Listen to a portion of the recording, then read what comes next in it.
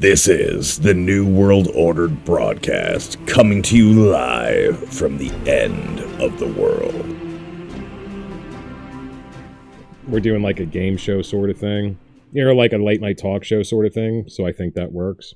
Well, I mean, I feel like it's as long as you're not doing the, because there's the thing that you can do with cold openers is you can definitely do this Saturday Night Live thing, but that's the cold opener, where they do a bit and then transition to live from New York. It's Saturday night. But it's like, yeah, if you're just doing that as a general announcement every time, you have to have a DJ if you're going to do that. So what we're going to stick with your Alex Jones voice. I think there are a couple takes from that I was like, way too drunk to know we're actually really good. Yeah, you were being very specific. Oh, and on top of that, extremely no, that's not good enough. It needs to be this specific thing in my head. The timing is everything. So yeah, but I mean, no, there are a couple of them that when I listen to it again, were actually really good. So we're definitely gonna use them for that. That'll be fun.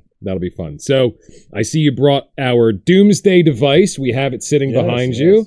That's awesome. That is fantastic. Thank you so much for doing that. We have a dedicated Doomsday device for the studio now, instead of just schlepping equipment into the studio every time we want to do this. And this is actually our second podcast. Really? Because that wouldn't show in record, would it? If you go on our channel, it doesn't show up. No. Yeah, no. Funny that. What happened with that? So in the spirit of making sure that this doesn't suffer the same fate, a word was used. Yes, the most dangerous of words. Gasp. What was this word? Well, it starts with a V. Does it? And it is a word that you just absolutely cannot use. So is it he who shall not? Yeah, so we'll just call it Voldemort. We'll just call it Voldemort. Does this word also begin with a V? Yes, it also begins with a V. That is a truth fact. Interesting. Now what really surprised me when I found out that our first recording, I thought it turned out excellent. I was really surprised when I found out that our first recording got taken down. I was driving, looking at my phone at the same time. Oh yeah, of course, because that's what as one does. That's what you do. And I was really surprised to see that. So I was like, okay, they obviously they have to have sent me an email or something about it. Yeah. So there is a C word as well that goes along with the V word that I do not even want the AI to pick up on. Let's call it the C word, because that's funny. That has double meaning. Okay. So it was a C word Voldemort misinformation. And I don't remember saying anything about the C word Voldemort that could be taken as misinformation. And then I watched back through it and I made some sort of snide remark about... There was an offhand comment. About Mr. Gates. And the funny thing about that whole situation is it's just the reason why we couldn't figure out why it was that we had gotten flagged for Voldemort misinformation is that we didn't realize that we had evoked the name of Voldemort. Well, yeah, exactly. I didn't realize that we had said the name that shall not be named. Yes, he who must not be named. And I also didn't realize that, in the same breath, I mentioned Mr. Gates, and that is a conspiracy theory. So... And to be clear, very much a conspiracy theory. The funny thing is that apparently whoever's checking these things is humorless. Is that fair to say, that they don't understand the concept of either satire or parody? The thing that is checking our things is absolutely... This is turning into a fucking Mad Lib. But anyway, is absolutely humorless. What can we call? Well, we can call out the thing that's checking our things. Sure, whatever YouTube's AI scrubber of undesirables is. So I think it's a thing that was recently born that hasn't developed a sense of humor yet over poopy jokes. It hasn't been trained. Hasn't been trained. I don't think it's been house trained yet. Doesn't understand satire or parody, and we'll call it AI because that's what it is. Sure. Yeah. So the thing that was really astonishing to me is frankly, if it's a human, then there's other questions that I have if this was not a algorithm. Oh my God. Should I read the comment that I made to YouTube? Because I obviously did hit the button that says, if you think we did this in error, hit this button. Yes, and then if you disagree with us about your Voldemort misinformation, and please, then you can appeal. You can appeal to the Ministry of Magic. The Ministry of Magic, exactly. So I did make an appeal to the Ministry of Magic. Should I read the comment that I made on the appeal? Oh no, sure, yeah, go ahead. Okay, all right, let me find it. All right.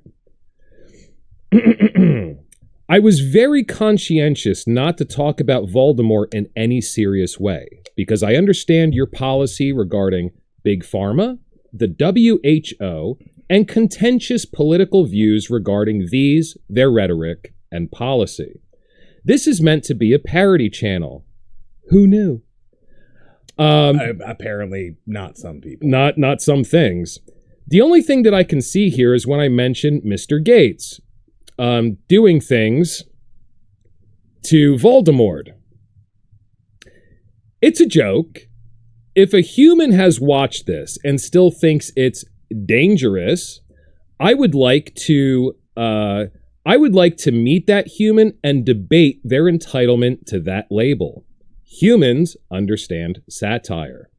Any human will see I am not actually the head of the NWO. And I stipulate in my rebuttal video that we're going to post shortly, it's actually this guy behind me. Ralph, reptilian artificial life form. I don't have a fourth camera to throw on him, but yeah. You can see him from my camera. You can see him from my camera. Yeah, you can see him. He's also in the main cam, it looks like. He's the guy running the show. So I go on. If there is a human that watches this and doesn't immediately understand I was joking about Voldemort and Mr. Gates, I will concede that we are all your children and you are the parent. And that's what I wrote to them. And within an hour and a half, they sent me another email that said, we carefully reviewed your content and you are definitely in violation. So I'm pretty sure it's the same unhouse trained child that carefully reviewed it the second time. Yeah. I don't think it was anybody that is made of flesh and blood. It's either that or you're running into a situation where, oh man, if that was a human, I just want to say I want to take you out on the town at some point, comedy store maybe. I don't know. We need to. In the same way that AI needs to be trained, we need to help train you, I guess. I don't know. I don't know what else to do about it. You need to be trained. Yeah, they need humor training. I don't know. And I'm I'm not saying that we're funny, but there's intent.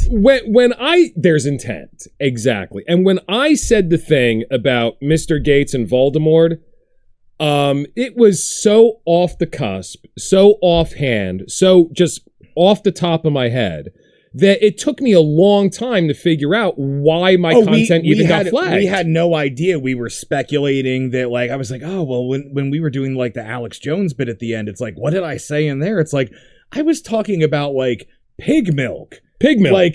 And so we were just racking our brains as we were sitting there, and all of a sudden, now, does pig milk cure the C word? Is that a conspiracy theory? I don't remember ever hearing it'll that. Cure the T word, I guess, which is thirst. but no, yeah. So pig milk, the thirst quencher. Oh yeah, the other white milk. The other white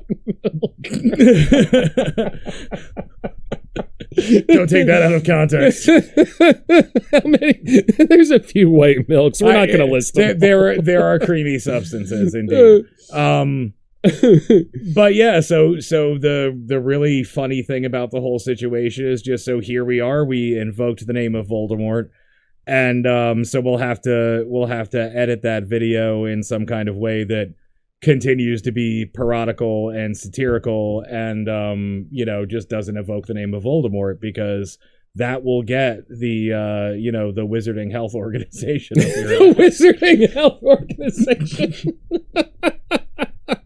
So yeah, just for the record, for anybody, if there is a human involved in this process, I am fully Voldemorted, and I've gotten additional Voldemorts. So just to let everybody know, we're not against Voldemort. We're not against Voldemort. Yeah, we're not Voldemort theorists. We're not Voldemort theorists. Voldemort conspiracy theorists. Yes. And I go get Voldemorted every day. Oh yeah, like 5-6 times a day. Yeah. Well, I mean, I'm busy. I most of the time I can't do more than 3. Ah, sure. I mean, there's only so many hours in the day. I do conform to policy, and I understand that everything that people think has to be under a unified leadership so that everybody thinks the same thing. If you have people that don't think the same thing... Yeah, we need thought consensus, yeah. You can't have a society. It doesn't work. Democracy has failed. And it's funny how when you sit there and you've hit the point where you're not questioning what's true, you're questioning what somebody means when they make a joke. Yeah. That's a little dark. I don't know. Like I as a very, shit. I guess depending on your viewpoint, I don't know who's the Gryffindor and who's the Slytherin if we have to keep going with this Mad Lib. Between you and me? Oh, yeah, like, so if you I think you're a Hufflepuff. I feel Hufflepuffy. You're Hufflepuffy. Yeah. I'm definitely Slytherin. Oh, yeah, I mean, sure. You're Hufflepuffy. Yeah, I don't think either one of us is a Gryffindor. Oh, no. I think to have a Gryffindor in our little group here, we would need a tween girl who tried to go for the cheerleader squad, but then she got kicked out because she just didn't try hard enough. And she was automatically really good, but she missed some practices because her dad's an alcoholic. Well, I mean, and she never quite fit in. And she was automatically really good. So that made the girls hate her more because she was missing a lot of practices. Having too many butterbeers. Had too many butterbeers. He did. She didn't. I gotcha. And, she missed a few practices, but she was still better than everybody. So they just hated her so much. And all this pressure is on the coach. And the coach says, hey, it's just not working out. I gotta let you go. But she knows that she could have done it. She just can't fit in. And that's why she tried out for the cheerleading squad in the first place. So she comes over to us at the New World Order. You're really fucking losing me here. Where are we going? And the Wizarding Health Organization. And she says, listen, is there a place for me here? And we'll say, yes. Yes, there is. He's a Hufflepuff. I'm a Slytherin. And you can be... I don't know.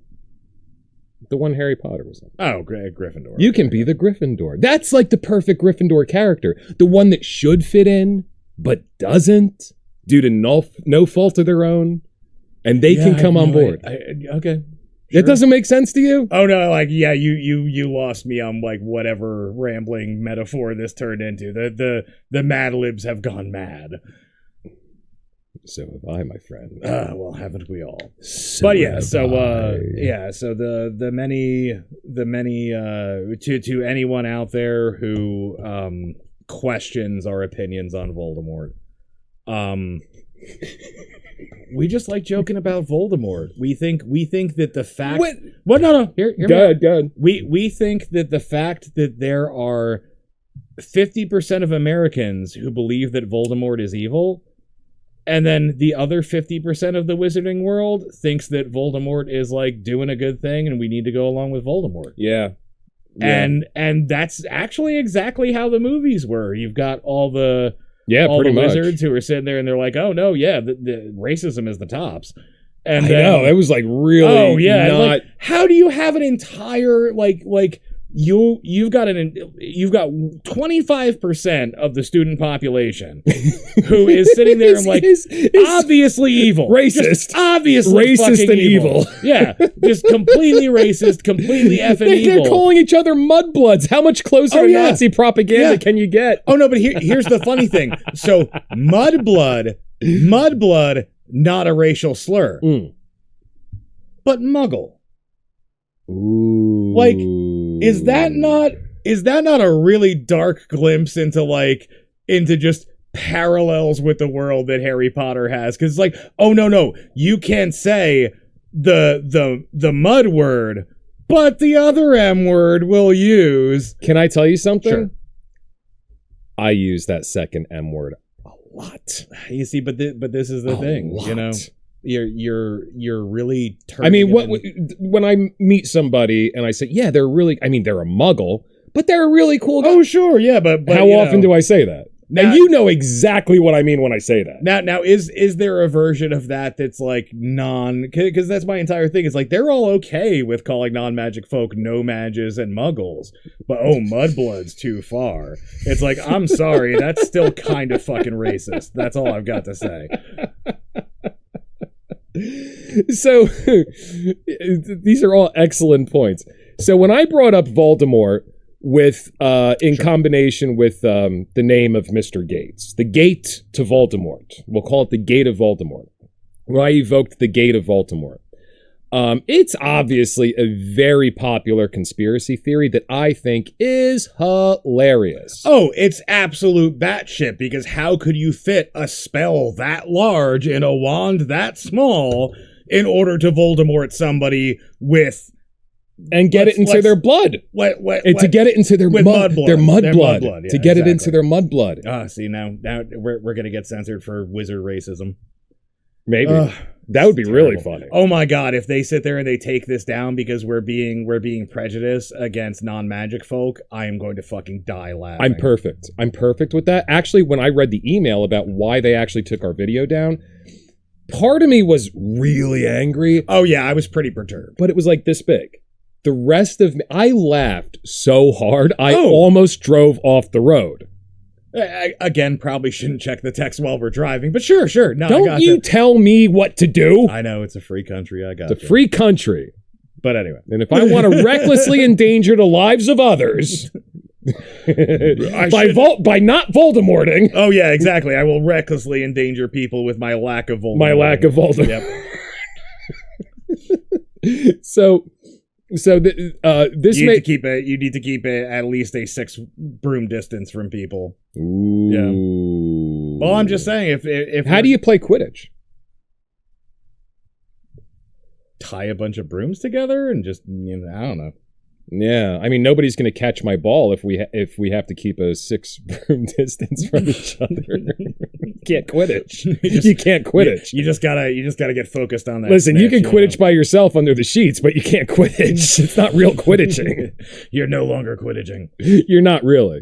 And if you want people to watch you Quidditch.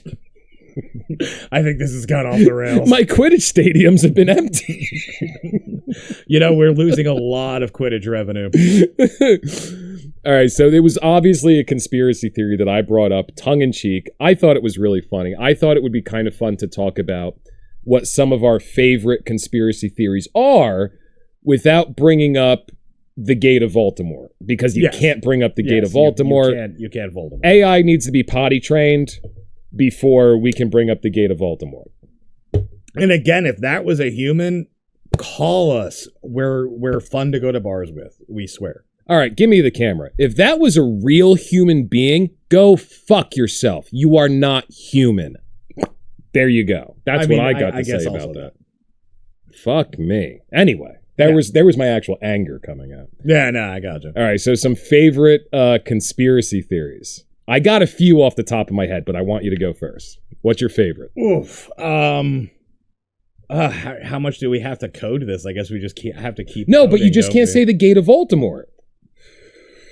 Yeah, I'm just gonna play it safe. So, So I've heard one of my favorite ones is that 5G networking, it causes Hogwarts, let's call it. Are we talking about? We're not talking about. What's the other V word that causes genital warts? Venereal disease. No. But HPV. We're not talking Hogwarts. We're not talking about HPV, are we? Because that's Hogwarts papillomavirus. Oh, that's what it sounded like. No, 5G is supposed to cause Voldemort.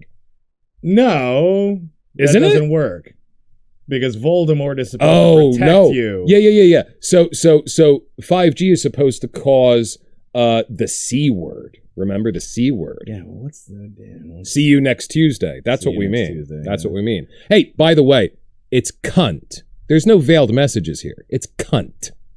Also, the word you doesn't start with a U. Oh, yeah. So why is you filthy Kent? So why is that one of your favorite ones? I really like it because everybody was pointing to the maps of the 5G rollouts, and they were like, oh well, if you look, as soon as they get 5G up in these areas, everybody's got Hogwarts. And like, you know, it's going to murder everybody if we keep putting up these 5G. Somehow 5 gigahertz frequency, which we're currently using right now inside of our houses, Wi-Fi. I haven't gotten Hogwarts yet. Yeah, I mean, I got Hogwarts, but it was a very mild case of Hogwarts. But that's probably due to the fact that I was Voldemorted. But yeah, the 5G. Whoa. We might have to edit that out. Why is that? Oh, never mind. It's an unpotty trained AI. Fuck it. Okay, good. Yeah. So yeah. I did get Hogwarts. Mm-hmm. Briefly, it had nothing to do with 5G. But the reason why I like the 5G conspiracy theory is because if you look at the reason why they came up with it, it's a very heavy correlation is not causation situation. Correlation is not causation. Exactly. So go ahead and explain why, as they were rolling out 5G on the map, the same areas that they rolled it out in also were where the most people had Hogwarts. Yeah. Go ahead. And so the reason why is because they're population centers, dummies. Like if you've got Hogwarts, and Hogwarts can spread. I mean, there's a lot of those invitations that go out. There's a lot of owls just going around. But if everybody in Diagon Alley is all there together, then obviously you're all going to end up at Hogwarts. Right.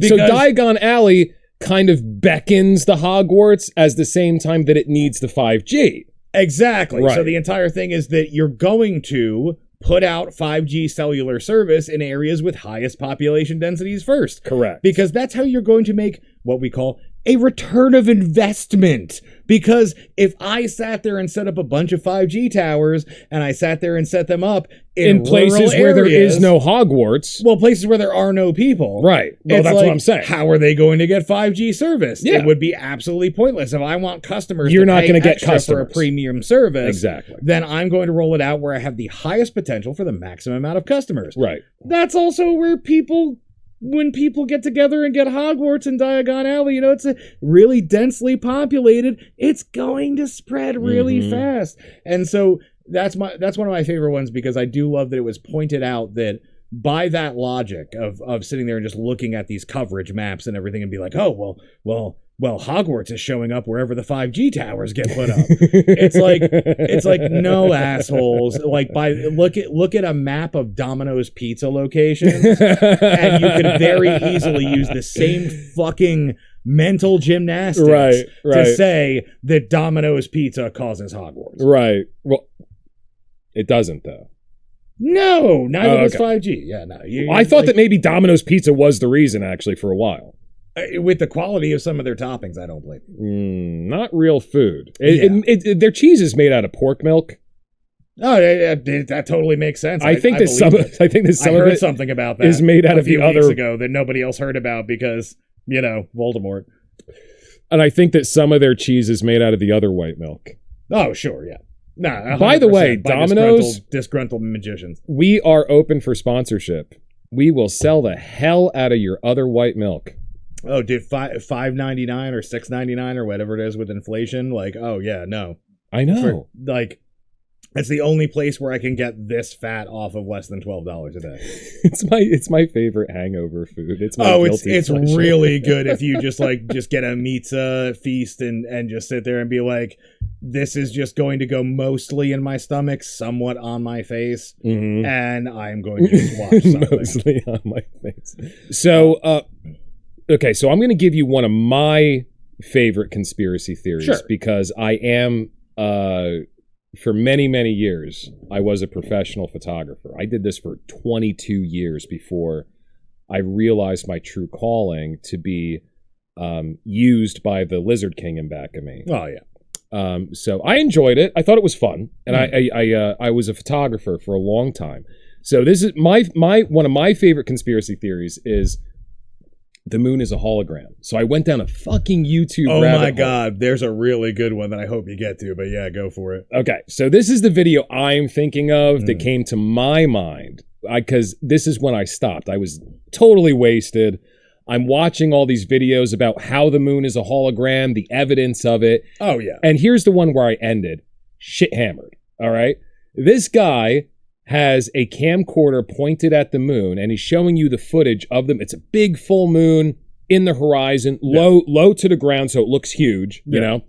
And it shows like blue and red in where it goes dark to light, it shows blue and red. Yeah, yeah. Now, in photography, there's something called chromatization. If you have cheap glass on your camera... Oh, yeah, and...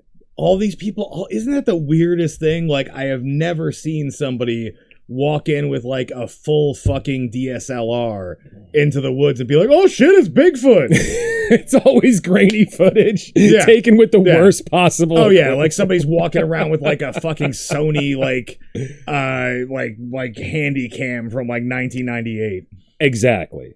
So first of all, why do they still have this? Second of all, why are they using it? And third of all, how do they know how to use the internet well enough to post this footage? Oh yeah, I'm surprised they have thumbs. They don't know how to use them, but they have them. They're there. Everybody except AI, YouTube, AI. Everybody except AI is born with thumbs and a sense of humor. So I don't think they know how to use them yet. I don't think people are born with a sense of humor, but we can get into that later. Go on. Nah, you make a little face at a baby, goes, ah. Oh, well, yeah, sure. Now, some people lose it. Yeah. It's a famous Picasso quote. Everybody's born an artist, but the trick is to maintain that creativity into your adulthood. Sure, I got you. Yeah. I can agree with that sentiment. So I think the world strips the sense. Now, something like AI, YouTube, AI is born without one YouTube. So there's definitely a difference there. But yeah, this guy, so you see red and blue in the differentiation on the moon, right? And he's like, that's proof. Look how grainy it looks. It's obviously like, dude, when you point the camera at yourself, I see red and blue on you, and you're just as grainy. Are you a fucking hologram? Oh, he is. I assure you he is. I think you're right. I don't think that guy fucking exists. Yeah, I hear you. So that's crazy. Now, was the moon made by aliens and the New World Order before the pyramids were constructed? Probably. I have access to the records. I'm too lazy to read them. I cannot verify this.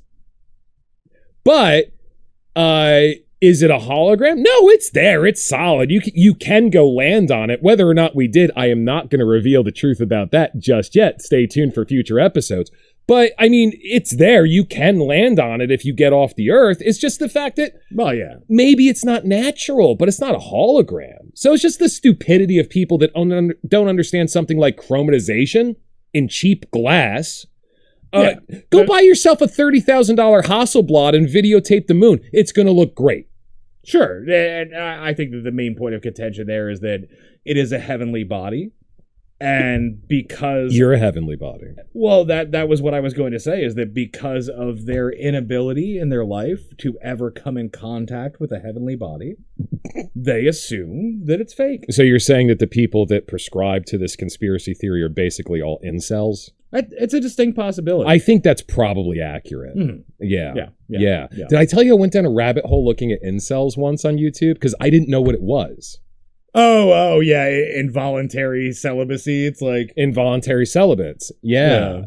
That's if you want a fun YouTube hole to go down one night, I don't recommend being drunk. If you want to get very depressed and very angry very fast, yeah. No, man, all it made me feel was pity. It was just pity. It's one of those things where it's pity until you start seeing the violent and vile things that they say to women who run in like chat circles around them. Do you consider yourself, well, I thought you said Chad circles for a second. Do you consider yourself a Chad? I'm not 100% sure what that is. I'm going to be honest. I am a little bit too old to get the Oh, Chad the Chad is the stupid guy who just looks good, man. And he gets all the women, even though women say that they want sensitive, intelligent men. The Chad gets all the women, so that's the Chad. I don't consider myself a Chad. I do. Okay, well. I consider you a Chad. Oh, well, thank you. I do appreciate that. That's very I think you're stupid and very handsome. I feel like at least one of those two things is inaccurate. All right, so what's another favorite conspiracy theory of yours? Ooh, I don't know. What other fun ones are there that don't go into the Voldemort-y end of things? You can't go into the Voldemort. Yeah, because we gotta so watch our Voldemort. stuff. Yeah, I mean, our very first fucking video got taken down. I do like Marjorie Taylor Greene's Jewish space laser thing. I think that's pretty fun. That she thinks that the California wildfires are started by some kind of like space weapon controlled by George Soros that fires lasers down to cause wildfires. This woman's a congresswoman, by the way. Who is Marjorie Taylor Greene? I don't know who that is. She is like a hyper right wing. I have a large payroll, so the name sounds familiar, but I'm not.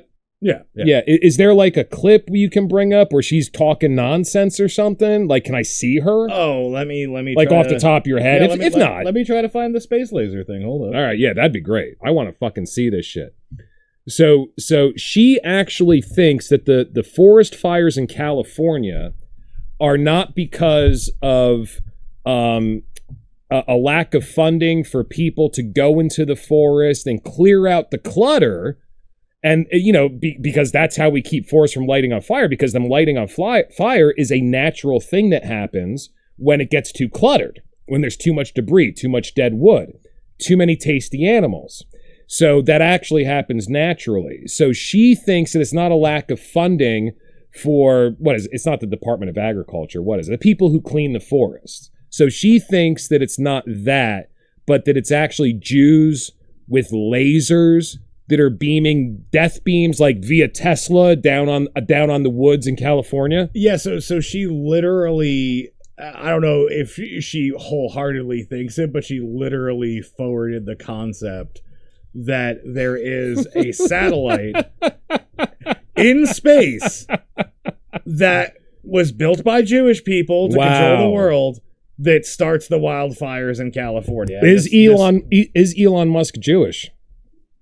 No, he's South African. Did his dad own an emerald mine? Yeah, you can be South African and Jewish. Valid point. Yeah, I guess it's like because he's the one putting all religion. Yeah, he's the one putting all the satellites up right now. Yeah, it's one of those. The whole Jewish thing is definitely one of those funny things, just because it's weird. Well, it's because it's an ethnic subgroup, right? And it's also a religious group, right? With the same name instead of being, because you can be Irish and Christian or things like that. Right, I gotcha. So what's this say?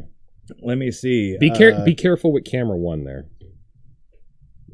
We got a head. Hey Dennis, man, you're in front of the camera. Just to let you know. Do you need a pen or something? Direct energy weapon. Yeah. Tesla. That's what it is. Yeah, that's what I was talking about. I do. Direct. He said direct energy weapon. That's why I brought up Tesla. Enough people in my life. But I don't think that's causing the fires. That's what we're looking at. Okay, so this is from a humor page, so I don't think that's No. I want to see her actually give like a speech or something. You know what I mean? This is going to take me, we're probably going to have to edit this. All right, so if we need to edit it, we'll edit Yeah. it. Let me know when you got it up. We'll be right back. And so,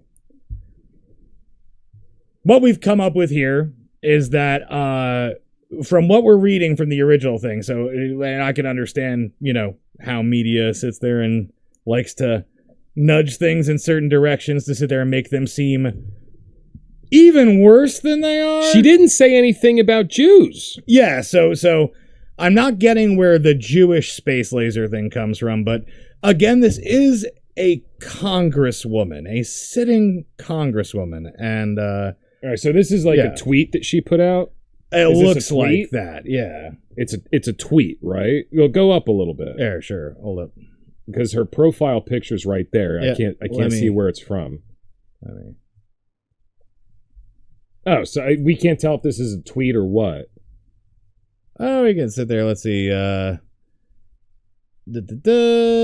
I guess it's because she was bringing up Rothschilds and stuff. I guess that's where they got the very good friends of mine. Thank you, Rothschild, for sponsoring this podcast. But yeah, I guess that's where people are conflating it into Jewish space laser. Okay, I gotcha. Yeah, so nice. But yeah, so this is about the campfire back in 2018, which was, started by so I don't want to get too into the weeds here. Real quick, the way that energy companies work is that they do not get paid by the government to fix things. They only get paid their profits anyway. They only get paid their profits by building new construction. Explain it to me. I don't know any of this. Oh, okay. So the way that so this could be like a whole other discussion. All right. Yeah. So let's just see where she says that they're bringing the sun's energy down to Earth to start fires. Sure. So brass tacks, what ended up happening is that a company did not take care of their electrical lines because there's no profit in maintaining electrical lines, only in building new power plants. Right. And so the electrical line fell, started a fire. So that's what the campfire was. Okay. So that's what she's talking about here. I'm posting this in speculation because there are too many coincidences to ignore, and just putting it out there from some research I've done stemming from my curiosity over PG&E stocks, which tanked all week and then rallied Thursday night after California official announced that they would not let PG&E fail. I find it very interesting that Roger Kimmel on the board of directors of PG&E is also vice chairman of Rothschild Incorporated. Oh, that's where it comes from. That's where it comes from. International investment banking firm. I also find it interesting the long history of financial contributions that PG&E has made to Jerry Brown over the years and millions spent in lobbying. What a coincidence it must be that Government Brown signed a bill in September 2018 protecting PG&E and allowing PG&E to pass off its cost of fire responsibility to its customers and rate hikes, right, and through bonds. Okay. It also must be a coincidence that the fires are burning in the same protected areas the $77 billion high-speed rail project is to be built. Ooh. Which also happens to be Governor Brown's pet project. And what are the odds that Feinstein's husband, Richard Blum, is the contractor to the rail project? Geez, with that much money, we could build 3 U.S. southern border walls, because they're very effective. They're very efficient, yeah. Obviously. Then oddly, there are all these people who have said they saw what looked like lasers or blue beams of light causing the fires, and pictures and videos. I don't know anything about that, but I do find it really curious PG&E's partnership with Solarin on space solar generators starting in 2009. I'm going to be completely honest with you. Sure. This fascinates me. It is. I'm not laughing. This I actually think this is fascinating. You're actually getting on board with it? No, I didn't say that. Okay. But this is a rabbit hole I could go down right now if I wasn't like recording something. I could sure. definitely be like, what's this all about? Because I don't have an opinion yet, but I'm fascinated. Yeah, because all of a sudden there's all these like, oh, what about this? What about that? That's it. Connect the dots. You know about H.A.A.R.P, right? Oh, sure. Okay, and you know about Tesla that was actually working on a direct energy beam? Mm. Okay, so he was trying to make a direct energy weapon to get our government to not create nuclear weapons. That was he was like, hey, I'll give you this technology so you don't have to create nuclear weapons because that's a bad direction to go. So I'll give you this technology. You can have direct energy weapons. You can vaporize people from space. I'll show you how to do it. No, the Japanese were like working on microwave cannons that they were planning on. Now this was in our what do you call it? You get bags repository when you go. No, you get bags of stuff when you go to events. Swag. This was in my swag bag the last time I went to Davos. You ready? This is pretty cool. So this was in my swag bag at Davos. This is really neat. Wait till you see this shit. So this is a miniature direct energy weapon that Tesla invented. It's called a laser beam. Thank you, Austin Powers. And this does damage, dude. You ready? Sure. All right.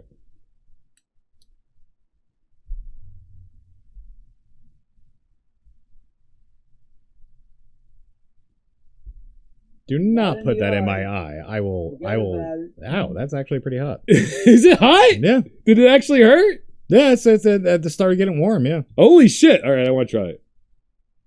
Oh my God. Holy shit, that got really hot. I felt it right away. Yeah. Oh my God. Dude, this is the real thing. They put this in my swag bag. I swear to God, if I have a spot on my head later, I'm going to You're definitely going to have a spot on your head. Oh my God. Wow, that's awesome. But yeah, I've seen those online for the purpose of that's starting amazing. fires and things like that. Yeah. So they have ones that can cut through a sheet of paper at like a 5-foot range.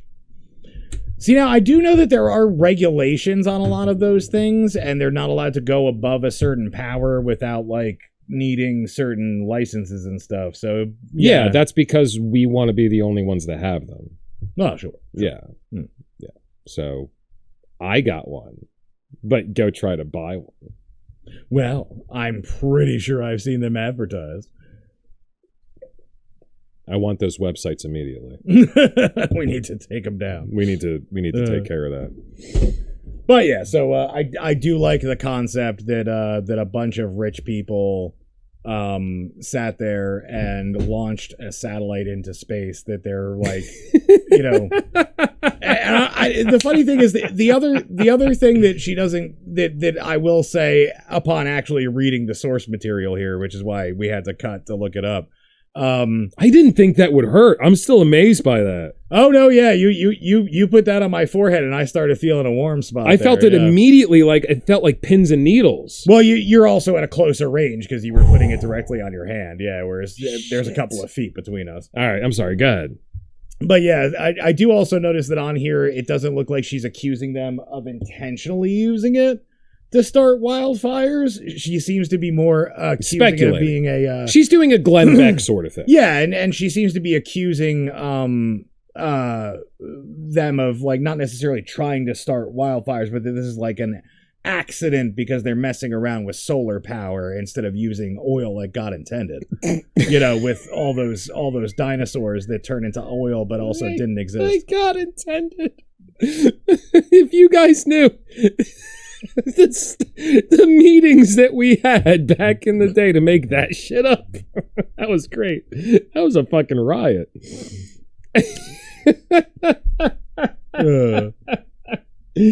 But yeah, so I do like the concept that it's like, oh, it's the Rothschilds and that's great. It's like, no, it's a bunch of shitty corporations that sit there. It's like, are the Rothschild invested in them? Probably. Oh yeah. The Rothschilds are invested in everything. So is every other hedge fund. Well, it's the same thing. It's the same thing as the tax code. What the tax code does is it gives you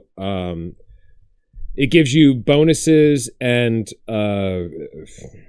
detriments, liabilities. The liabilities. Liabilities for certain things that you do. Shut up. I'm drunk. So you get, if you do a certain thing right, you get a tax credit. That's what they want you to do. The new automation will show on your... Thank you. If you do something they don't want you to do, you have a tax liability. So investing in certain companies that are doing what you want them to do is simply a way of promoting what you want to happen. It's not all about money. And you were actually the person that pointed this out to me, is that Rockefeller with his railroad, it was really the big first case of antitrust case in America. He actually made more money selling off some of his railroad to different companies and splitting it up than he would have had otherwise. But the reason why he fought it so hard was because keeping it unified under his control gave him less money, but more power. Exactly. He had more leverage. Power. So, yeah, I mean, investing in different companies is not just about making, when you own the machines that print the money, it's about having power over other people. That's where you get your giddies. That's where you create your other milk, your other white milk. Your other white milk. This is how we end up with unemployed cows, people.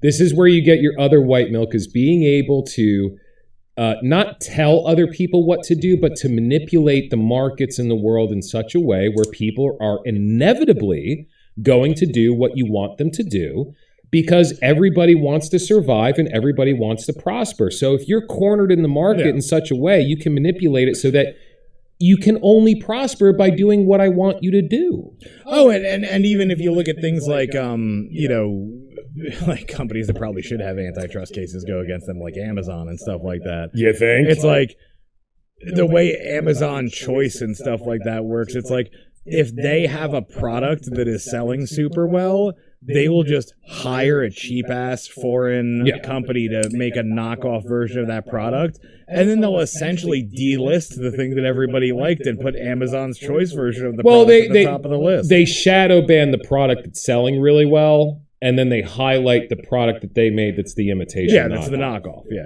exactly. And Walmart and Home Depot did the same thing in physical small businesses, in physical retail spaces from the get-go. If you have a product that they want to sell, they'd be like, fine, but you need to make it 20% cheaper. And people would be so consumed by their greed, oh my God, I got my product in every single Home Depot store in America or every single Walmart store in the world. Yeah.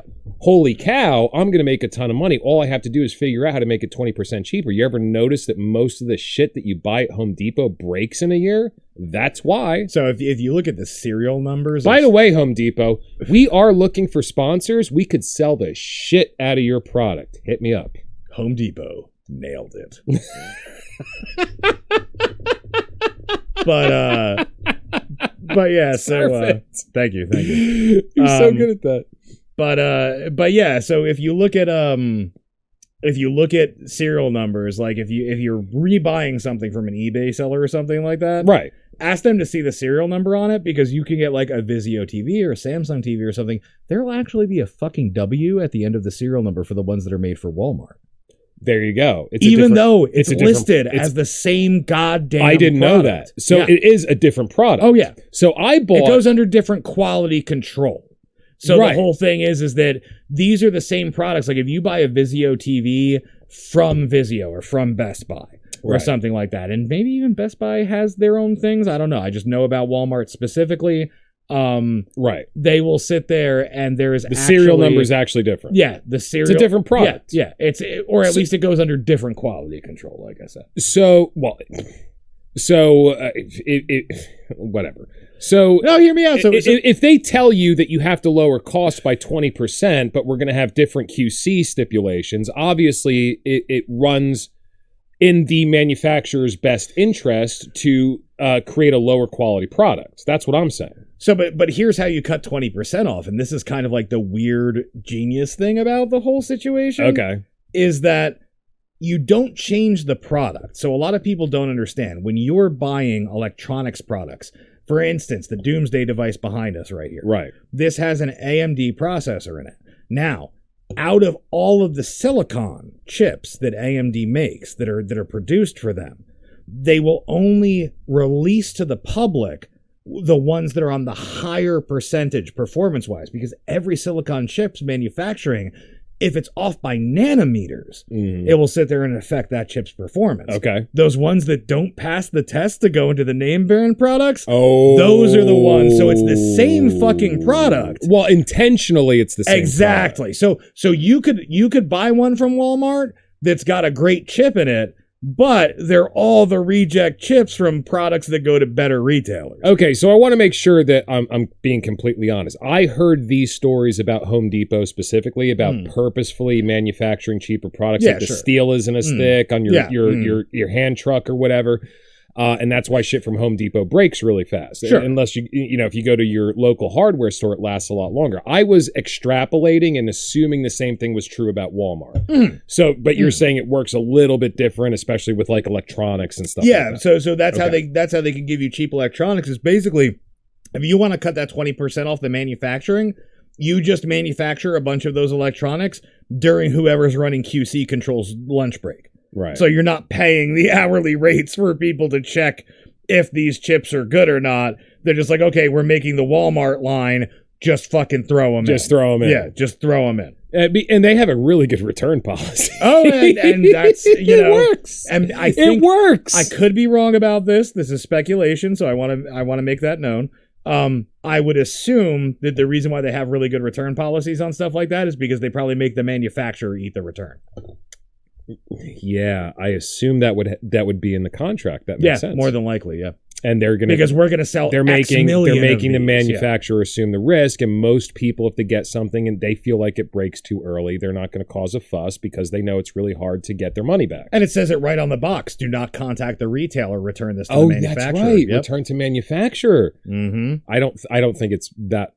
I don't think it's speculation at that point. You're right. Yeah. I see that on everything that I buy from. Yeah, okay. I just for legal that purposes, I didn't want to end up in a Voldemort. For situation. legal purposes, we don't want to end up in a Voldemort situation. Yeah. Fuck that! I'm so fucking sick of this world. Anyway I am creating it, but right now it's in a weird spot. So we got the mixture wrong. We used baking powder instead of soda. It's just you're baking bread, and first it's dough, and it's fun. And you can make a little sculpture out of it. Yeast.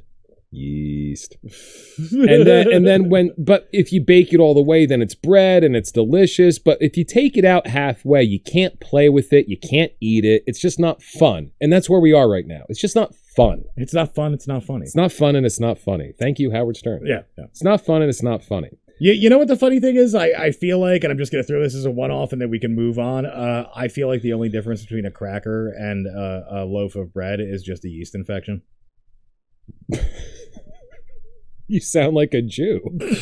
And matzahs are delicious. So thank you, Jews, for your lack of... I'm assuming bagels have yeast in them. Oh, yeah, totally. And by the way... Anyway... What the hell was that? You sound like a Jew. It's like, wait, what? Yeah, but they don't use yeast. They have unleavened bread because they had to run out of the place real quick. Oh, yeah. And the Passover ritual. Okay, I got you. That wasn't racist all right. I'm just double checking. I want to cross our T's and dot our I's and dot our J's. T's. Yeah. Right. Thank you, Austin Powers, once again. Actually, that was Wayne's World, but yeah. No, was it Wayne's World? Still Michael Myers. I mixed up. Yeah. For sure. So let's see if the AI takes this video down. Oh, yeah. As soon as you said you sound like a Jew, I was assuming things were going to go awry. So if AI is actually taking over the world, shit, where did I want to go here? Yeah, it's because of Passover people. Have a fucking sense of humor anyway. Okay. So here's something that I found very interesting. And this might be... Well, let's go with what I have here, because this might be something that I want to talk about on the next podcast episode that we do. You know what? We'll just bring it up now. Okay. So when I'm a painter. Okay. I love to paint, and I learned over many years how to paint realistically, how to paint photorealistically. And I realized when I first came across AI art, well, first I came across ChatGPT, which is phenomenal. Children don't have to go to school anymore because they're all using ChatGPT. And South Park actually did an episode on that, and they used... Children don't have to go to school anymore because they're using ChatGPT. Yeah, okay. If you want them to all come out stupid, I gotcha. Aren't they already? I don't understand where I lost you. I hear you. I got you. Anyway, go on. Okay. They're all cheating anyway. Now they found a quicker way to do it. The advent of the internet, it's really funny. I was helping a younger friend of mine years back who was going through college, and yeah, they sat there and like were just wholesale like copy pasting shit and then just rewording the sentences. So Yeah. like, oh yeah. Yeah. So this is just being streamlined. I mean, Wikipedia was the first cheating device. Now we have AI. You can have ChatGPT actually write you original content per your assignment. You have AI. So it went from you can't have a calculator in class. Yeah. You Now everybody has a. Yeah. So why do you need to know how to do that? You don't need to know how to do that. Unless you're going to be a math major, you don't need to know where those calculations come from, how they're done. You just need to know the answer. And you need to know how to code it to get the answer. So our tools are getting... We're all becoming programmers. Our tool... Exactly. Our tool... And Anton LaVey, look it up, actually predicted this. He said, eventually what we'll have are human beings of limited intelligence operating machines of greater intelligence. And that's where we're going right now. Only 28 years after his death. He was, I'm not going to say he was psychic, but I think maybe he was. He knew where shit was going. Yeah, I think following lines there is pretty easy to sit there and tie the threads off. So exactly. But nobody else did. Because a lot of people aren't really paying attention in thinking. Yeah, invested in thinking. To be perfectly fair to everybody else, most people are too busy slaving away to make me rich. My forehead is still warm, but anyway, go. Is it? I'll heal you, my friend, in the name of Satan. So most people are too busy working to make me rich to have time to think. Thinking doesn't, generally speaking, make you any money unless you're thinking about how to make money. You have to be thinking on a very hugely level to make the money. To make the money. Well, you have to be thinking about how to make monies to make money's thinking. Well, yeah, it's either that or you have to be thinking when so Anton advanced LaVey, that somebody's making money off of you and giving you part of it. So, generally speaking, if AI is taking over the world, sure, and AI does not have a sense of humor, it's basically like a small child that hasn't been potty trained and was born without a sense of humor. And they're taking our videos down off of YouTube and everything. I thought this was interesting. So let's look up. Here's my preface. Here's where I want to go with that. I'm getting a little drunk. So when I found out that AI could paint better than me, provided you don't care about the number of fingers, and you have a loose definition of what an attractive breast looks like, matching, somewhat matching. I was like, oh my God. I thought that when AI came out, it was going to take over the menial jobs first. I was wrong. It's taking over the most creative and the most educated jobs first. And here's why. This is interesting. Because in order for AI to take over menial labor jobs, it has to have a robotic interface. Okay? Because it has to do something physical in the world, which is what the labor force is doing. Yeah. So I found this interesting. I found out that AI could paint better than me, and I went to everybody that I knew. So I'll give you a few examples. I went to a guy that cleans a school for a living, and I showed him what AI could do as far as doing art better than me. And this is what he said. Well, at least they can't clean a school. And then I went to a guy who fixes ovens for a living, and I said, hey, AI can paint better than me. They took her gerbs. And this guy said to me, well, I don't think they're going to be able to fix ovens anytime soon. And then I went to somebody who used to lay tile for the New York subway system and brick and masonry. And I said, hey, AI can paint better than me. And he said, well, I don't think they're going to be able to build anything or lay bricks anytime soon. And then I went to somebody who makes puppets. Now, here's the weird thing to me, because that's a pretty creative endeavor. And I went to this person and I said, hey, AI can now paint better than me. And she said, well, at least they can't make puppets. Nobody's getting this. Yes, it can. It just needs a physical interface in order to do all these things. So real quick, if you would, look up, go to YouTube. Sure, okay.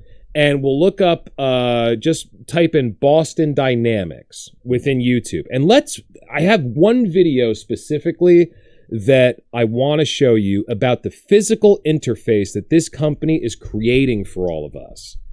And this machine is, in this video that I'm going to show you, is actually helping a construction worker. Now, it's in a warehouse, but this robot is helping a construction worker with his job. So he's on a scaffolding, fake building something, and this robot figures out a way to give him the thing that he needs. And all this guy has to do is he picks up like this tablet, he hits a button, the robot comes to life. Yeah, I burped in the mic, sorry. Yeah. The robot comes to life and figures out, now there's no ladder up to the scaffolding. The robot has to figure out, Is this what we're talking about here? how to get up there. That top one? That's it. Play it, Jamie. Give me 1 second. All right. Yeah, stop it. I'm good. There you go. Dude, look at this. All right, so forgot my here's a tools fake again. construction worker, right? He's like, oh, damn it, I forgot to bring these things up. He hits a button on his tablet, and this fucking thing's looking around like, how do I get up there? Okay. Little puzzle for the guy. All right? And why does he dance? Why does he twirl like a ballerina to get over there? I don't know. Probably because it's fun. Here's the thing the construction worker forgot. It's a bag of tools. So he walks up these little steps. He walks across the plank he just put there. And he doesn't hit his head when he jumps up on the second platform, which is really tough. And then he just throws the bag up there. And then he's like, how do I get down? Oh, this seems like a good way to do this. I'll knock the box over, jump on the box, and do a fucking backward somersault off of the goddamn box. That is not CGI. That's a real fucking robot. I understand. I've Such a seen show-off. the Boston Dynamics stuff. Anybody who comes to me and says, AI can't do what I do, you're fucking not looking at the picture. All we need is to put AI in the machines that are created by this fucking company and other companies like it. You're done. You're obsolete. It's over. Which is great, because I don't want to work anymore. Let them do it. But yeah, it's definitely one of those situations where, I mean, obviously that was heavily scripted. It was definitely running a program. They're showing the potential But of I what think, it can do. I think it did figure out how to get up there, but its getting down was programmed, because the most obvious thing to do would be to go back the way you came. I feel like even the little twirl that it did before Yeah, it of put course. that plank Of down, course. they're showing potential. They're showing is what potential. they're showing. It's a proof of concept. Yeah, for it. exactly. And these are things. I mean, it's just like Elon Musk with his self-driving cars and all of that. So somebody who comes to me and says, well, AI can't fix an oven, I'm like, go fuck yourself.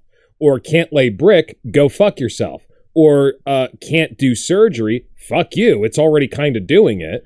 They can't currently, which is I think the people underestimating the exponential growth of Right. these systems. Right. Is because I mean, it's like if you want to say something like if you're a 50-year-old, 60-year-old person, you want to say not in my lifetime. It's like, There you go. there's a chance not in your lifetime, but that's not a foregone conclusion. There's a slight chance, if you're 50 or 60, not in my lifetime. It's more probable that it's within 5 to 10 years. I would have to actually see, like, if you. So I'm The only thing that's keeping them from taking over the labor workforce right now is that the machines are prohibitively expensive. Oh, That's well, it. sure, yeah. But all they have to do is get a good deal with the government to subsidize other companies, and they can do that because they have people in the government. What do you call it? The people who go into the government, lobbyists, because they have lobbyists in the government. They can fucking spin anything any way they want. So I mean, all you have to do is have a good deal with the government where taxpayer dollars are going to be used to subsidize companies that use this technology, and it's over. They took her germs. They took her germs. But yeah, no, I got you as far as that goes. I do see the potential in where stuff like that is going to go. I am one of those people who is kind of more on the side of getting this to work 100% properly. Like, I think that it's going to be a situation where it's going to start off as a manned unit, like where you're going to have a professional utilizing it. Well, that's where AI is starting off right now. Well, that's even you can get jobs right now as an AI scripter. Yeah, but even if you look at, like, because what we're talking about here is automation. Mm-hmm. And if you sit there and you look at what has happened in this country already, you can see the clear blueprint for how this is going to move forward. Yeah. If you look at the automotive industry. Sure. The Roger Rabbit. Oh, yeah. I mean, that's another rabbit hole. I gotcha. Yeah. But no, as far as the automotive industry, it's like, if you look at how automation made its way, the United States production of physical goods is higher than it has ever been in the history of the world, with the smallest workforce that it has ever had in the history of the nation. And that's the point. Yeah. So here's the next point that I wanted to make, because a lot of people, I love AI, YouTube. I think it's great. We just need to teach it how to have a sense of humor and not shit the bed. Get the funnies. Get the funnies in you. Stop shitting the bed and get the funnies. So I'm all for AI. I think that people shouldn't have to work. I love it. I think the more bored and destitute that they are, they're going to be looking for something to do. And I have a ton of suggestions. Masturbate. That's not one of them. Unless it's somebody I want to watch doing it. It's not OnlyFans. Anyway. I have a lot of suggestions for what people can use all their free time for. I really do. And then they will be in service to me because I have ideas and they don't. That's great. I love it. I love the whole thing. But what people have to realize is that not working for a living is not necessarily the death of meaning in life. So not working for a living should be the aspiration of humanity. Thank you. Because the entire thing is, there's a very specific phrase in there, which is for a living. Mm-hmm. Because let's face it, if all of your corporeal necessities were taken care of, right, there's only a very small percentage, to my mind, of people who would literally cease to do anything. Right. And everybody uses COVID as a test, like, oh, people did nothing. No, actually, a lot of people during the COVID crisis reinvented themselves. Oh, sure. Yeah. And now a lot of people tried and failed, but that's first attempt. You give them a little bit longer. You know, you put them on some sort of UBI stimulation, and it has to be, the U is most important. You put them on some sort of UBI stimulation, give people an opportunity to reinvent themselves and figure out a different way to create value for the world.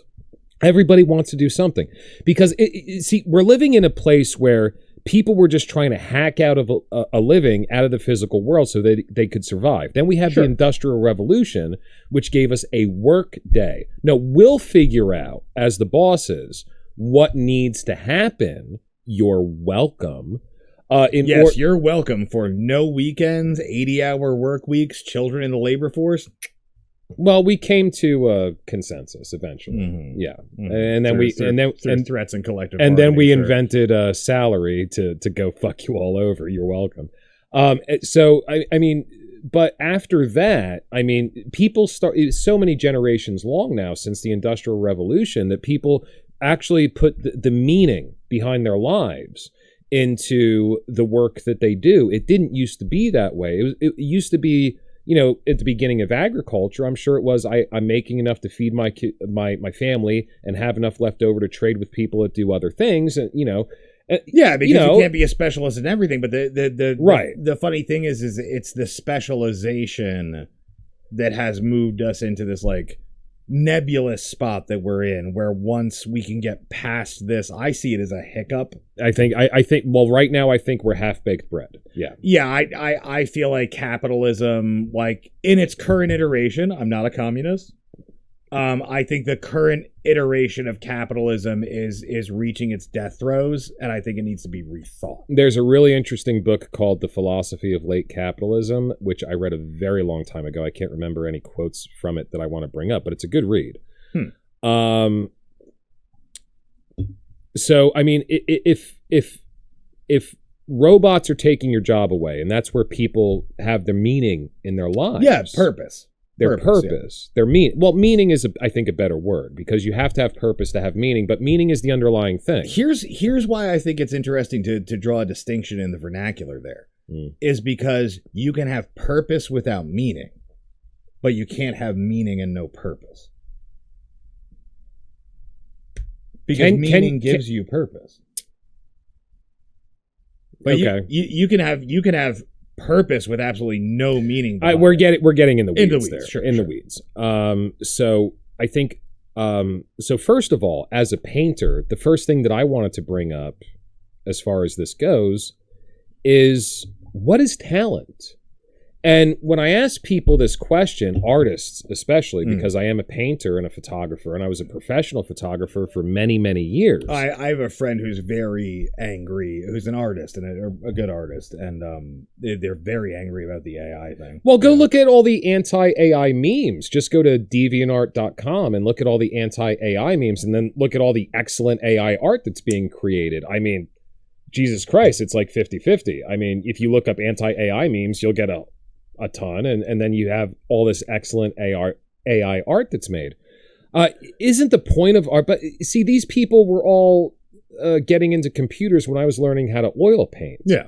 And they were like, well, I'm an artist too. And I'm like, no, you're running a program. I mean, is there some hand-eye coordination that's necessary for some of these skills? Like if you have a touch screen or whatever? Yeah, sure, certainly. Sure, yeah. Of course there is. You still have to know how to draw. You still have to know how to look good, what looks good. But I mean, it's basically training the eye to see what is rather than the representation of what you're expecting. So if you ask a child to draw a car, it's basically going to draw like a triangle with two circles under it. Yeah, a rectangle crude with representation. It's a conceptualization. It's a symbol. Car, yeah. And there's a very good book called Learning to or Drawing on the Right Side of the Brain. So it's transferring your consciousness away from what's considered to be the left side of the brain. Yeah. Where everything is symbolic, time is linear, everything is static, to drawing it into less of a symbolic range, but putting it into where you're seeing the world the way it actually is. And slowly but surely, by being able to objectively critique your work, you train your mind to visually conceptualize the world closer, not as it is, but closer to what it is than as your brain would normally perceive it. Yeah. That's the true art. The true art of learning how to do visual art is training yourself how to see. Now, if you're a great artist, hopefully other people love what you do, and you put a splash of imagination on it, or you deconstruct that vision in an unusual way, and other people want to give you money for it. That's great. But that's the commercialization of that process. That process is about bettering yourself. And the money becomes the money becomes the evidence of the growth. It's not supposed to be the a priori thing. Well, and sure, and that's where you end up with a lot of the issues with anything with the arts. Is just, So when I ask most artists, what do you think talent is? They think it's some sort of inborn, latent ability. And I always quote to them Michelangelo, who said, if people knew the amount of work that went into my supposed mastery, they would not consider it such a miracle. Yeah, it takes a lot be a of talent work if they realized that, it wouldn't be inborn. Exactly. So I think that talent, in my definition, has always been about obsession. It's just something that you love. And generally speaking, it comes from a place of something that you feel that you lack, that you want to build up, and you found a process to build it up. And I feel, to amend to that, I would say that there's a portion of it that's also caring about, like you're using the term obsession, and that's fine.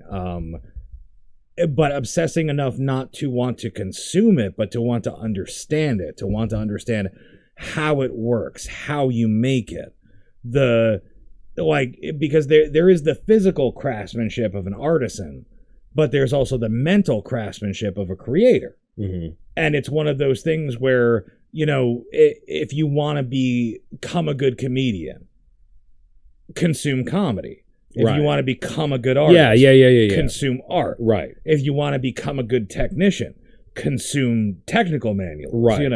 Right. So what I want to say to all these AI artists is talent is about obsession, and it's supposed to be something that you love so much that you want to be a part of. So that's basically what you're saying, right? Yeah. Obsession to the point where you want to understand it. You want to understand it, but to be able to fully understand something, you have to be able to do it. Yeah, you just got to get balls deep. If you watch a tennis match but you've never played tennis, you can't really appreciate the skill that's going into it. And even there's layers to it, because and here's where I think the AI argument kind of starts getting silly. AI argument. AI art. You're welcome. Specifically. AI art. Oh, yes. Okay. You missed. Okay. AI art argument gets a little on the silly side. Is because somebody can type in "show me X," but I get the beef that creators have that it's essentially scrubbing things that they've handcrafted. But so do we. That was going to be my point. Is that it's scrubbing things that they've handcrafted to create something new, and they're like, well, I put all this work into mastering, but that's the good craft. Good for you.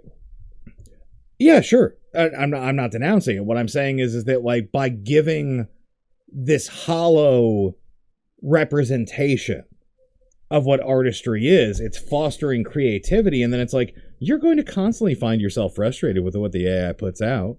You could do better if you put the time in. No. Not on a long enough timeline. It'll beat you every time. It's like being the best chess player. You're always going to be beat by a computer at this point. Damn you, Deep Blue. Damn you, Deep Blue. But so the artists are in a similar position. But the funny thing is that it's still a matter of curation. Mm-hmm. And even if AI art became this thing that everybody turns to instead of actually hiring writers, hiring painters, hiring set craftsmen and things like that. So how do we create meaning for ourselves? Because that's basically what we're doing when we perfect the skill, is we're creating meaning for ourselves by creating value for others. Yeah. So in a world to make something that is valued by others. Yeah. So in a world where whatever you can perfect, which this is where we're going, you're going to live in a world where whatever you can perfect to the point where you think it's perfected, AI is going to be able to do it better. So if you're not creating value for others, if that is no longer where you have to go to find your meaning for yourself, where do you find your meaning? And Star Trek, I think, was very good at talking about this. Well, and I think that beyond that, I've been watching the Orville recently. Great Is that show. the Seth MacFarlane series? So it's all right. So you had me watch the first episode. I wasn't fully hyped on it, but talk a little bit about why you think that is a good place to go in this conversation. So the interesting thing about the Orville is it explores. A friend pitched it to me because he was a fan, and he said it's a better Star Trek than Star Trek. Okay. And the reason why I liked that pitch upon having watched all the available episodes now, we don't know if the series is going to be continued, but they leave it off at a good place. But I'll take your word for it. There's a lot of concepts that come across in the series about, like, okay, so you have a matter replicator like you had on Star Trek. So it's like, okay, right. You can make whatever food, whatever, anything you need. You just tell a computer, make this. So work is no longer necessary because work is all about the cultivation of natural resources and reforming physical things into other things. Yeah, and it's the scarcity of those things. Of those resources that creates capitalism. But labor has always been about taking what's there and making something else out of it that's useful. And so in this series, once humanity sat there and had a situation where they could replicate matter, it turned into a situation where it's like, okay, then capitalism doesn't make any sense. They just chuck it out the window. And the reason why they chuck it out the window is because at that point, you could posit the question that like, okay, well, if everybody's needs are met, oh, well, then people will just lay around doing nothing. I don't think so. And that's the point. It's like, well, yeah, sure, there's going to be a percentage of people who are Sure, going but to there's lay a around percentage of doing people nothing. now. 100%. That's the whole thing. And they're called Well, it's CEOs. not 100%. Nah, just kidding. All you CEOs, I love you. You make the world go round. But yeah, so it turns into a situation where, once you take away, I need to do this thing that I hate. Right. In order to survive.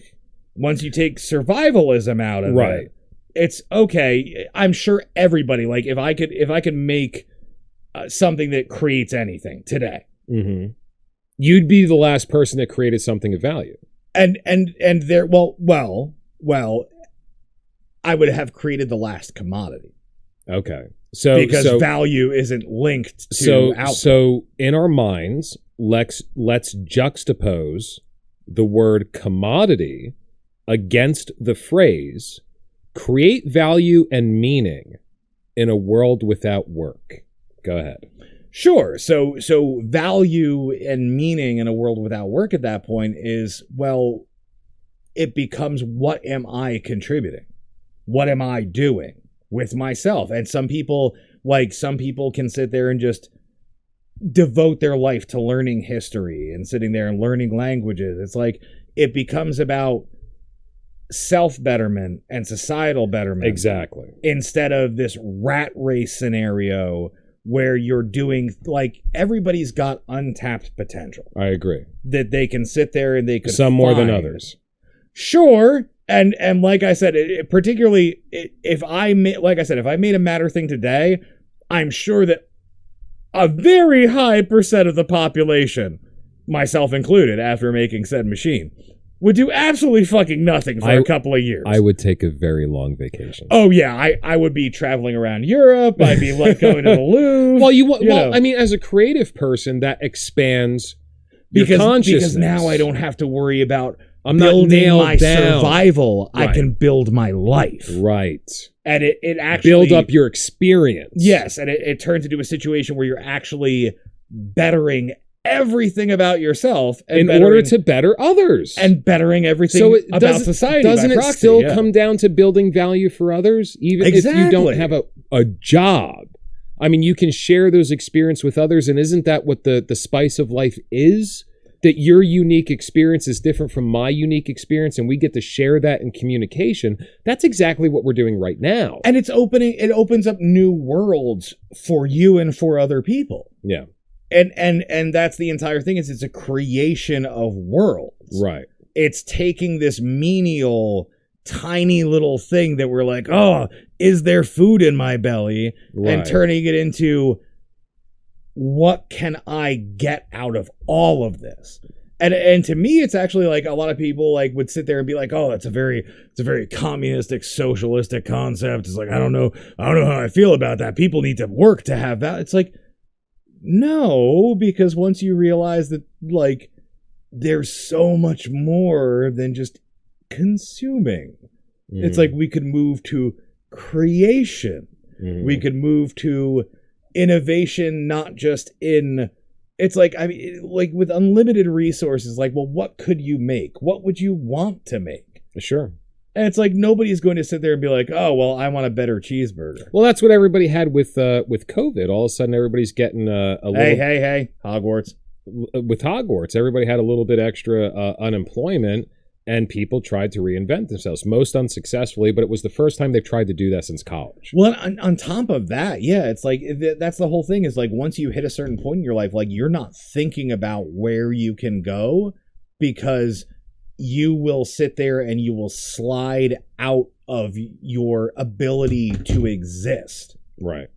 once you sit there and change paradigms. It's like, imagine just being like, I want to learn everything about science. It's like, okay, I'm kind of sick of science now. I think I'm going to learn about philosophy because frankly, the math got a little too hard. It's like, it allows you to make drastic and improving changes Right. to your life without the fear that like, oh, well, I started off going to college as a poli-sci major, so like now I'm just stuck licking fucking some politician's boots. I spent a lot of money doing that, so now I'm doing that forever. Yep. Yeah. Oh, well, I guess this is my life now. There's actually an intellectual principle called that about that. I forget what it's called, but it's when you've invested so much in something, you have to double down. Hold on. It's called the gambler's fallacy, I believe. I think it might be. Yeah. Yeah. The gambler's fallacy is that it's one of the two. It's either the gambler's fallacy or the sunk time principle. Oh, well, they both sound they both sound right. hand. They both sound right. So I mean, if you invested so much time or so much money in something, you need to get a return on your investment without realizing that the return on your investment is making yourself better. Yeah, and making yourself more joyful, making yourself more dynamic, and adding dimensions to what you already are. And that adds value to other people's lives, not producing a commodity, which is why I wanted you to juxtapose the word commodity against what I said. Create value and meaning in a world without work. Yeah. That's why that one word is so important. If you can create value and meaning in a world without work, without the concept of commodity, work and commodity kind of go hand in hand. So if you can create value and meaning in a world where commodity is not the principal motivating factor. The principal motivating factor, because now we have machines that can take care of that for us and take care of us. Mm. Isn't that like such a great world for everybody? You socialist bastard. I am not a socialist bastard. All you bored people are going to become very poor, and you're all going to work for me. I will create the meaning in your lives. I will give you something to strive for, and I will create your meaning for you. Now, we are running out of time here, so we're going to jump into the Alex Jones things. This is one of our favorite segments that we do. We're going to take a quick pee break, and we're going to come back and do the Alex Jones. Woo! So I think this is the best thing that we did in our first podcast that got taken down. YouTube. I am a trans man. YouTube. Taking down my video. YouTube. So my brother, YouTube, here does, he invokes the spirit of Alex Jones into his bones. And here's the game. I give you 5 headlines that you have to weave into a conspiracy theory, and you have to do it in your best Alex Jones InfoWars impression. I am about the wars of info. I know. You are. But before we go there, let me show you a couple that I thought were funny that I didn't print out for you. Sure, yeah. Here, let me... So yeah, just go on to Google Drive, and I actually have links. It's going to be show notes 3. Maybe one moment. Mm-hmm. So if you go to show notes, I got 2 URLs there. All right. Geez, you can't... Oh, there you go. Yeah, no, I wasn't technically on the window. Okay, is what it comes down to. I am not reading anything. I'm just getting them both up. So well, the one is basically just a meme. All right. So let's see what we've got here. So here we have a photograph of his and her toilet that are basically connected. Which very obviously just a mirror image. Yeah, definitely Photoshop. Touching at the butt. But could you... First of all, could you shit hip to hip with your significant other? And if you could, would you want to? And if you did want to, do you think that would strengthen your relationship with somebody? I'm not sure if that really strengthens the relationship. It's certainly... So if you want to just take down boundaries, if you really want to just like There's the in How I Met Your Mother, the fact that I think Lily's never taken a shit in front of Marshall, and they end up having to burst that bubble to try to get Ted laid or something like that because they're trapped in the bathroom. So it's like it's definitely a relationship milestone. I feel like I do feel like this is just a little, that's a bridge to a poop too far for me. Right. A bridge too long. A log too long. A log too long. The original bridge. Yeah, exactly. We're just knocking down logs together as a couple. Dude, can you imagine sitting, we're both straight trans men. Can you imagine, can you imagine sitting on that hip to hip with like a cute girl that you like and being like, and holding their hand finger in finger and just, we're about to shit together. Let's do this, baby. Because basically, as an alcoholic, every time I go, it's an emergency. It's a fucking emergency. Who am I sharing that with other than my doctor? But yeah, that is a pretty. I thought it was pretty ludicrous concept. All right, I thought it was pretty funny. I do like the fact that they instead of just placing them right next to each other, they did sit there and just literally merge them. Oh yeah, it's obviously. I feel like the main issue that you would run into with there is that that's going to be one of those elbow room situations. Oh, is this from the Tonight Show with Jay Leno? Is that what it says? It's possible. Yeah, looks like it. Ah, fuck this. But yeah, that guy's not particularly funny in my book, but. I heard he used to be a killer when he actually did stand-up. I've heard that about a lot of people that I don't find particularly funny in their like day job kind of comedy stuff. Right. Like they were just like absolute slayers when they were in comedy clubs. Yeah. All right, so let's see what else we got here. I guess that wasn't as good. I think the next one's better. All right. Okay, so overall, the serious crime rate is down. But, caveat, burglaries, arsons, and homicides up. Yeah, so the headline is overall serious crime rate down, but arsons, burglaries, and homicides up. Yeah, so define serious crime. No, you know how I define serious crime? YouTube. Censorship. I am a trans man. YouTube. Again, like, but yeah. Am I going deep in the weeds there? Oh no, just the whole like I'm a trans man. It's like, ugh. I'm trying to trick the unhoused trans child. You get that, right? No, I get what you're going for. I just being friends with trans people, I find that. So am I. You remember Chris Knoll? Oh yeah, sure. We used to be friends. I understand. I don't give a shit. Do what you want. I feel obligated to roll my eyes at it to put like, hey, this isn't like really like we're not doing. I think we did that a little bit with the Voldemort C-word gates of the thing. No, this podcast is completely serious. That didn't work. This podcast is completely serious. Oh, this one didn't know that? You didn't know that? Like, this one is. No, all of them. Everything. You cannot say anything without it being literal. I'd hate to break it to anybody who wants to disagree, but anything you say is literal. It is literally literal.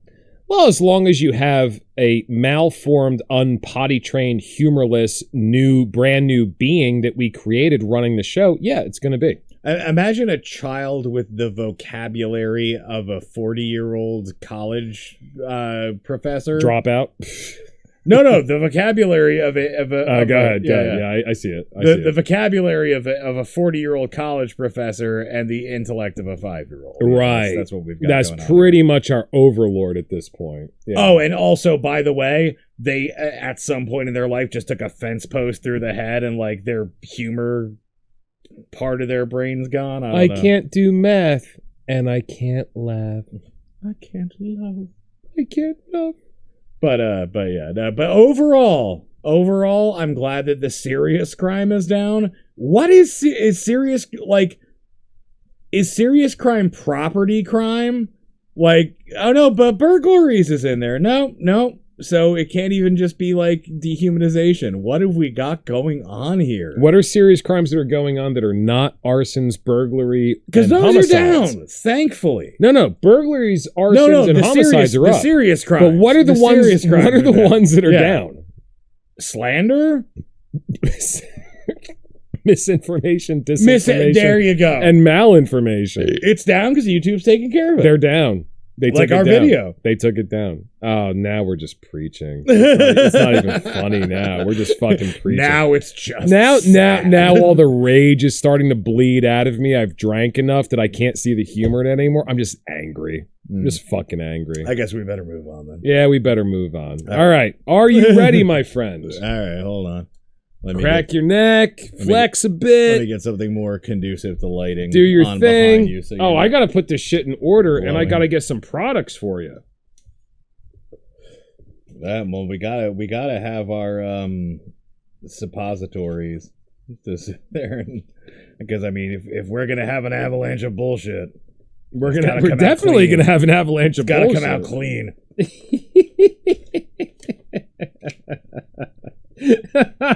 all right. I'm starting with this. All right.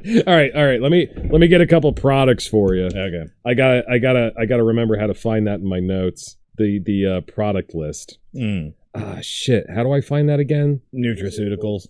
Nutraceuticals. Woo! Woo! All right. I'll find them on the fly. All right. I already got my first one. All right. All right. You got to introduce it. Let me invoke it real quick. Let me invoke it. All right. In the name of Satan. The name of the Father, the Son, and the wiggly serpent. In the name of Satan, Lord of the earth and King of the world, I command the forces of darkness to bestow the soul of Alex Jones upon my sister, brother. Very sing-songy. Well, that's the way the Catholics do it. All right, let's see here. All right. So, all right. Let's do this. All right, Alex Jones here coming at you with InfoWars. I'm going to let you know that we got a lot to talk about this week. You got to understand that there's a constant pulling, a constant. I believe J.K. Rowling said it best when she was talking about Voldemort is a great swallowing, and you have to understand that if you've got a great swallowing going on, especially if you're Dumbledore, because from what I understand, he does swallow, but we only found out about that after the term. Let's just work with it.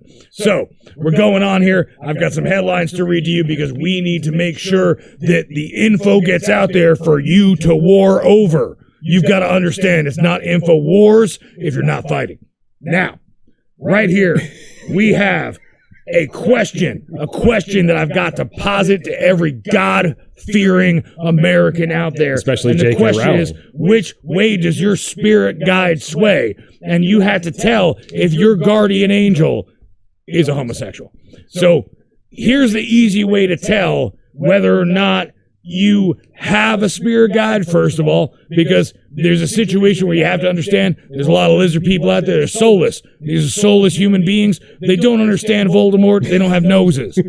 So if you can't even, like, these people, they go through their entire life with these liberal ideas, and they can't even cut off their nose to spite their face because it's not there. They are Voldemort. They are evil. You have to, well, Voldemort, I don't know, I'm confusing myself here. But if you're trying to figure out whether or not your spirit guide is gay, my first question, where is he bringing you?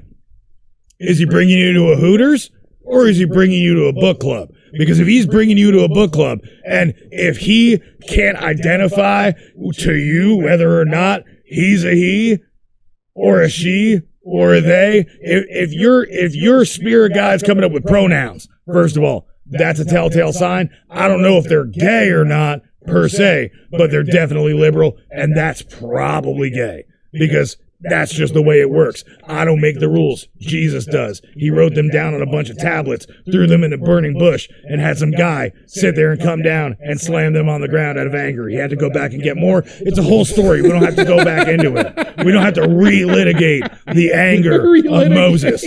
So, the entire thing you have to understand is, where is your spirit guide bringing you? Is your spirit guide bringing you to Hooters? Probably not gay. You never know, though, because they do enjoy aesthetics. It's a good aesthetic. I don't know. I don't even understand how you would be able to tell where he's bringing you beforehand. Maybe you end up in a library. Maybe there's a drag queen there. Maybe it's a book reading hour. Maybe it's Thomas the Tank Engine. I don't know. He goes into a lot of tunnels. Are those in the front or the back? That's the question.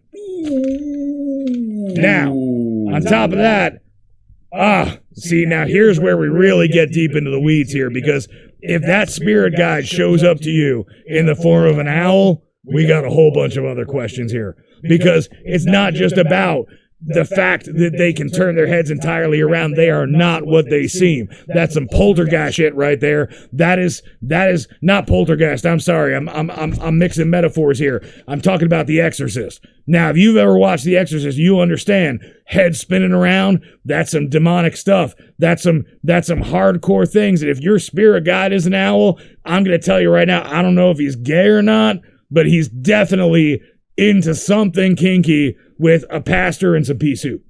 And that's just what's going to end up happening. And if you're not fighting against that, if you're not sitting there and you're not calling down the healing power of republicanism, if you're not sitting there and you're just bringing Reagan into your soul to question, is this owl what it seems? Now here's what you got to understand. If the owl can't turn its head around and it's speaking in the voice of Charlton Heston and it's in the middle of the woods, then chances are it's not gay. It's not gay if it's at Bohemian Grove. Now, if it's at Bohemian Rhapsody, then you might have a problem. This is number 3. All right. So on top of that, we've got... Oh, actually, this is breaking news. I've got to sit there and I've got to bring this to you people straight from the truth cannon over here. Now, that truth cannon's just going to fire into my face. I don't care if you can turn your head 180 degrees, 360 degrees. You can't avoid this because deaths are coming. That's just a fact. I don't know what to tell you people. That's just how it works.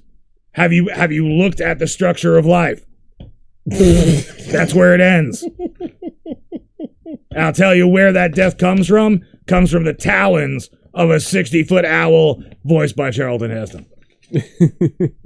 So, our first commercial is for Master... Oh, sorry. Hold up. No. We can't go into it like that. So, if you want to avoid deaths, and if you want to avoid owls, there's no avoiding death. There's avoiding death by owl, because they are not what they seem. They are shady bastards. They're going to sit there. They're going to come at you with everything. They're going to be like, hey, why don't we go to a Starbucks? Why don't we sit there and go to a library reading hour where there's children around, where you can feel safe and protected because I am your guardian? No, that is not a safe space. There are no safe spaces. That's something that people only ask for if they're ready to murder you, or at the very least, make a pass at you. Now, if you want to sit there and avoid that kind of catastrophe, you have to be on the top of your game. You have to be absolutely 100% jacked, up, and off. So we got to sit there and send you over. We got to send you over here. We got to sit there and we got to keep the lights on. If you want to find out that death is coming, how would you have known? If you were not watching this right now, you would not know that death is coming. Here's how you avoid it. You avoid it by contributing money to us. We don't want donations. We're not asking for your money. We're giving you quality products in exchange as a form of commerce. These are commodities. They are valueless because they are invaluable. Master Beta. All right. So now, if you find yourself in the presence of beta males, or you're feeling like maybe your guardian spirit's a beta male, maybe he's sitting there and he's not even demanding that you go to the library reading hour. He should be shoving you through a door at Hooters. And if he's just sitting there and that's your spirit guide, how beta are you to be baited by a beta? Now, if you sit there and if you take Master Beta, it is a nutraceutical. It is a terrifying amalgamation of testosterone and a whole bunch of herbs and beets. I don't know where we get them. I think at one point an owl brought me to a plot of land, and he spoke, and I heard his strong, masculine, Second Amendment affirming voice tell me that I should sit there and I should make something out of this, because you need to make something out of yourself. Don't let your spirit guide tell you that you can be whatever you want to be. You're a beautiful snowflake. That's all not true.